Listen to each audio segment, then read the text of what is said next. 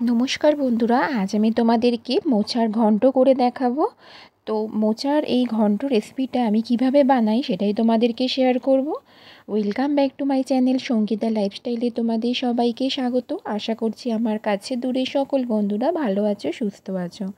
তো দেখতেই পাচ্ছ বন্ধুরা, রেসিপিটা বানানোর জন্য আমি কিন্তু মোচা ভালো করে কেটে নিয়েছি। আর ছোলা দিয়ে আজকের আমি মোচা রেসিপিটা বানাবো। আজকের এখানে আমি চিংড়ি মাছ একদমই ব্যবহার করব না, কিন্তু এটা আমিষ বানাবো বন্ধুরা।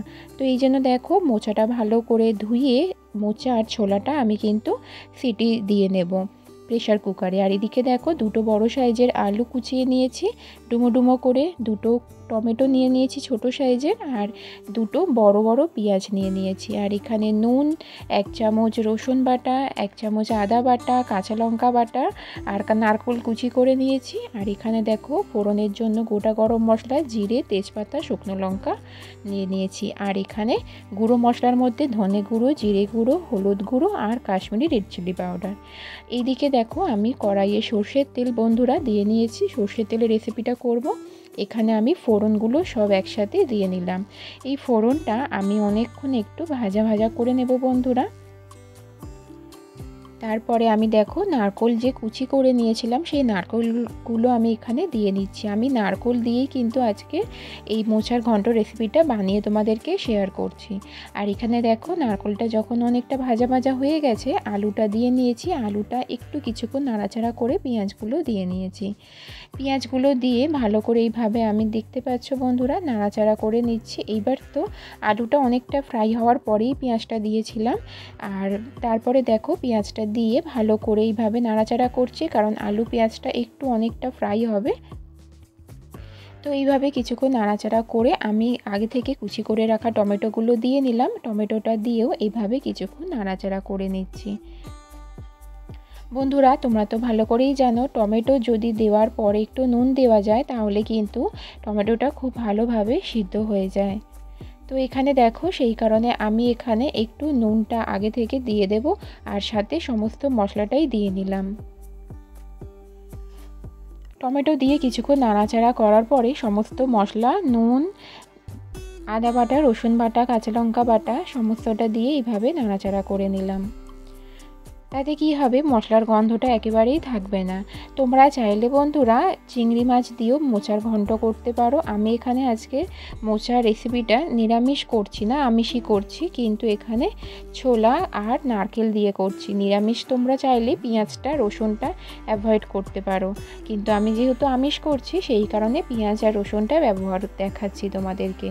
দেখো, ঢাকনা দিয়ে রেখে দিয়েছিলাম, মশলাটা অনেকটা ভালো করে কষে গেছে। আর মশলা থেকে দেখো কত সুন্দর তেল ছেড়েছে। সেই পর্যায়ে আমি গুঁড়ো মশলাটা জল দিয়ে গুলে রেখেছিলাম এখানে দিয়ে নিলাম। দিয়ে আবারও কিছুক্ষণ এইভাবে নাড়াচাড়া করে মশলাটা ভালো করে কিন্তু কষিয়ে নিচ্ছি। আর দেখো কত সুন্দর কালার এসেছে অনেকক্ষণ কষানোর পরে। এইভাবে আরও কিছুক্ষণ এইভাবে মশলাটা কষিয়ে নিয়ে নাড়াচাড়া করে আমি কিন্তু আগে থেকে যে সেদ্ধ করে নিয়েছিলাম মোচাটা, সেটা এর মধ্যে দিয়ে নিচ্ছি। মোচা ছোলাটা একসাথেই সেদ্ধ করে নিয়েছিলাম, আর মোচাটা খুব সুন্দর বন্ধুরা সেদ্ধ হয়েছে। তারপরে দেখতেই পাচ্ছ, এইভাবে কিন্তু আমি পুরো মোচাটা এর মশলার সাথে পুরো কষিয়ে নেব ভালো করে। এইভাবে কিছুক্ষণ মশলাটা মোচার মধ্যে পুরো অনেকক্ষণ কষার পরে কিন্তু বন্ধুরা আমি এখানে জল ব্যবহার করব। আর জল তো একদমই অল্প দেব, কারণ একদম মোচাটাও সেদ্ধ হয়ে গেছে, আর আলুও অনেকটা ভেজে যখন কষেছি তখন সেদ্ধ হয়ে গেছে, সেই কারণে জলের পরিমাণটা অনেকটা কম দিলাম।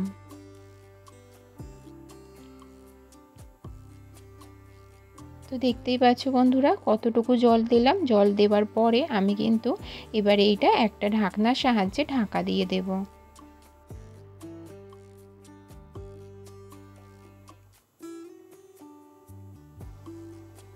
তো কিছুক্ষণ পরে ঢাকা দেওয়ার পরে আমি বন্ধুরা ফিরে এসেছি। দেখো কত সুন্দর একদম রেসিপিটা কিন্তু রেডি হয়ে গেছে। আলু, ছোলা, মোচা সবটাই কিন্তু সেদ্ধ হয়ে গেছে। বন্ধুরা, আজকের আমার এই রেসিপিটা তোমাদের কেমন লাগলো অবশ্যই কমেন্ট করে জানাবে বন্ধুরা। দেখো এখানে পরিমাণ মতো আমি এখানে স্বাদ আনার জন্য একটু মিষ্টি ব্যবহার করলাম। তোমরা চাইলে চিনিটা অ্যাভয়েডও করতে পারো। তারপরে দেখো আমি আবারও একটা ঢাকনার সাহায্যে ঢাকা দিয়ে দিয়েছিলাম। আবারও কিছুক্ষণ পরে ফিরে এসে গরম মশলা ঘি দিয়ে আমি কিন্তু রেসিপিটা নামিয়ে নিচ্ছি। তো বন্ধুরা, আজকে আমার রেসিপিটা যদি ভালো লেগে থাকে তাহলে চ্যানেলটাকে সাবস্ক্রাইব করে পাশে থাকা অল নোটিফিকেশানটা অবশ্যই অন করে দেবে, যাতে আমি ভিডিও দেওয়ার সাথে সাথে তোমাদের কাছে নোটিফিকেশানটা প্রথমেই পৌঁছে যায়। তোমরা এইভাবেই আমার সাথে থাকো, পাশে থাকো বন্ধুরা, কারণ তোমাদের সাপোর্ট ছাড়া সত্যি এগোনো অসম্ভব।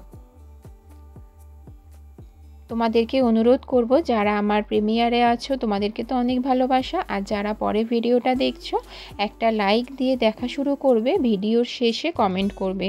তোমাদের কাছে অনুরোধ করব, কেউ তোমরা প্লিজ স্কিপ করো না, অনুরোধ করছি বারবার। ফুল ভিডিও ওয়াচ করো বন্ধুরা।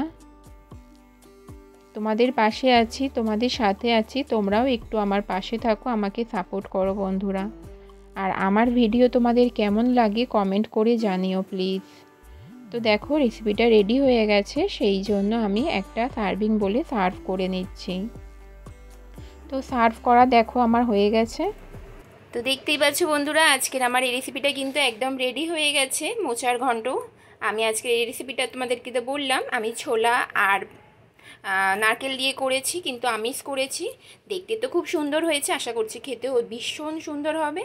তো আমার এই ভিডিওটা যদি তোমাদের ভালো লেগে থাকে তাহলে অবশ্যই বন্ধুদের মধ্যে শেয়ার করে দেবে। আর যারা আমার চ্যানেলে নতুন ভিজিট করছো বন্ধুরা, প্লিজ চ্যানেলটাকে সাবস্ক্রাইব করে আমার এই ছোট্ট চ্যানেলটার পাশে থেকে যেও বন্ধুরা। যারা আমার এই ভিডিওটা পরে দেখছো প্লিজ তোমরা কিন্তু আমাকে এভাবে সাপোর্ট করো, সঙ্গে থাকো। তোমাদের ভালোবাসাতেই আমি আগামী দিনে এগিয়ে যেতে পারবো। তো চলো বন্ধুরা, আজকের মতো ভিডিওটা আমি এখানেই শেষ করছি। তোমরা ভালো থেকো, সুস্থ থেকো, দেখা হবে তোমাদের সাথে নেক্সট আবার কোনো ভিডিওতে। বিদায় নিলাম বন্ধুরা আজকের মতো, টাটা।